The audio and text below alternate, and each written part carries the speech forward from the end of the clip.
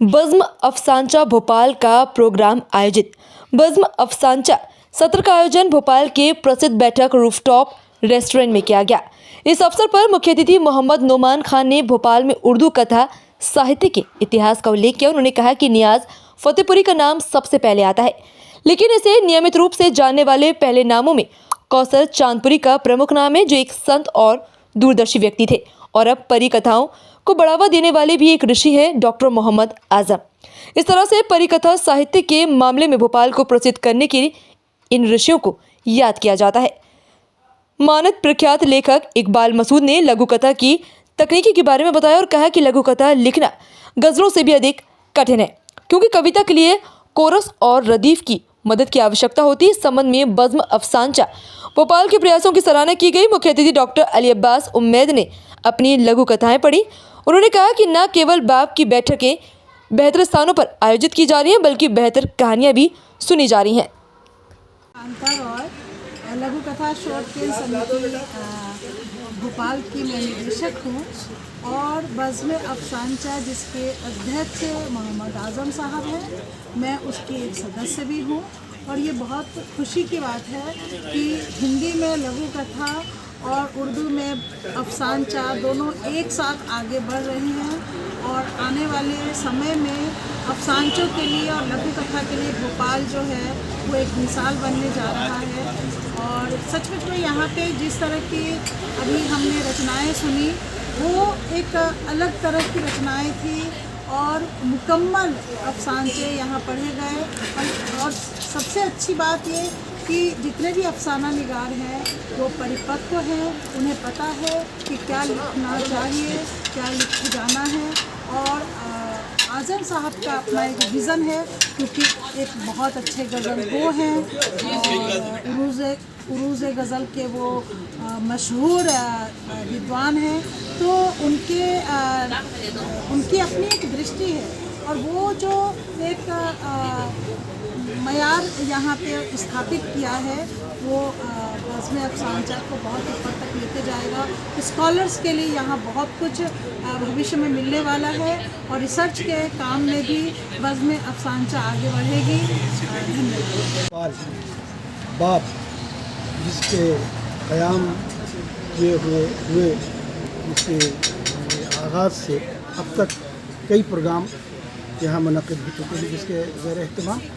और मुझे खुशी है कि भोपाल जो कि शहर गज़ल कहलाता है और है भी, इसमें कोई दो राय भी नहीं, वहाँ नस्र निगारी की जानिब, खुसूसन फ़िक्शन की जानिब और ख़ास तौर से अफसानचे की जानिब, जो बिल्कुल एक नई सिन्फ़ है, अभी वो कहना चाहिए कि उसका नो मौलूद है और अभी वो रूबा इर्तक़ा है और अभी हम ये कह नहीं सकते कि वो उसका सिलसिला कहाँ तक पहुँचेगा और वो कितने मराइल से गुज़रेगी। लेकिन उम्मीद है कि ये जो नई सिन्फ़ है, जो कि आज के असरी हालात का तकाज़ा भी है कि जो कि ज़िंदगी हमारी बिल्कुल बर्क़ रफ्तार हो गई है और जो कि जिसमें कि अब हमें ज़्यादा तवील तरीन चीज़ें पढ़ने की फ़ुर्सत या मोहलत नहीं है, वहाँ गज़ल के अशार, रुबाई के अशार और अफसानचे सुनने और पढ़ने में हमें अच्छे भी लगते हैं और वो गवारा भी होते हैं और एक वो मैसेज भी हमें दे जाते हैं जो कि हमें 150 सफ़हात में पढ़ने के बाद हमें हासिल होता है। तो ये सिलसिला बहुत अच्छा है, इसमें मुझे बड़ी खुशी है। ये बाप का प्रोग्राम था, इसके अंदर अफसानचे सुनाए गए। असल में बात यह है कि ये एक नई विधा है अफसाना सुनाने का, सबसे मुख्तसर।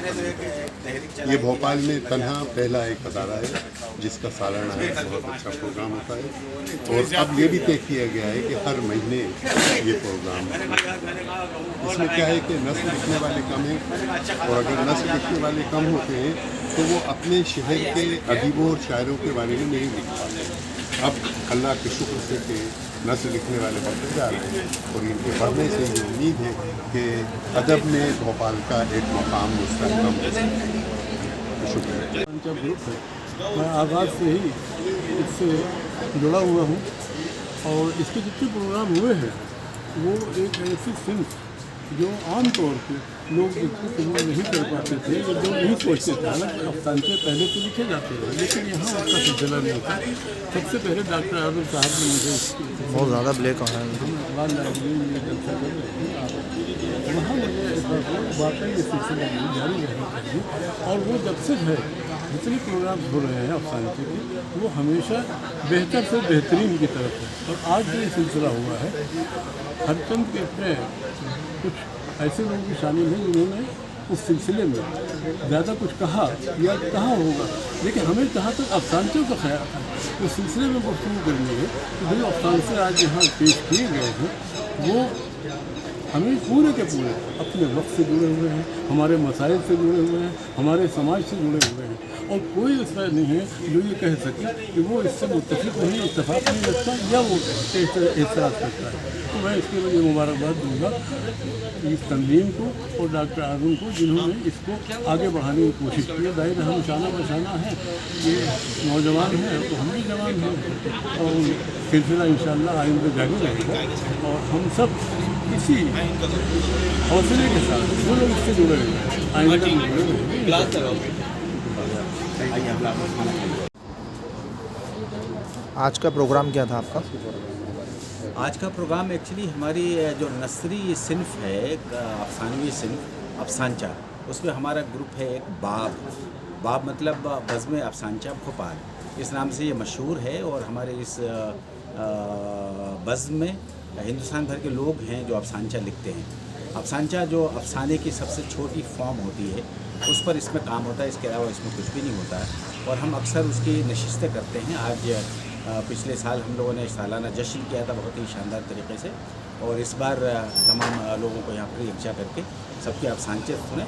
और चूँकि आज 26 जनवरी भी है, इसलिए तमाम देशवासियों को मैं यौम जमहूरिया या रिपब्लिक डे की मुबारकबाद देते हुए इस मौके का हम लोगों ने फ़ायदा उठाया कि यहाँ मौजूद रहेंगे और इसको भी जश्न मनाएंगे। और प्लस बज़्म अफसानचा भोपाल के तई हम अफसानचों का एक मुकम्मल जो है एक प्रोग्राम यहाँ पे मुनक़िद करेंगे, जिसके अंदर हमारे तमाम नुमाइंदा अफसानचा निगार मौजूद थे। और इसमें नुमान साहब और कांता राय साहब लघु कथा से भी तशरीफ़ लाई थी और उन्होंने बहुत अच्छी बातें की और यहाँ के लोगों को अफसानचों बहुत पसंद किए। तो ये प्रोग्राम टोटली अफसानचों पर मुश्तमिल था। ठीक है।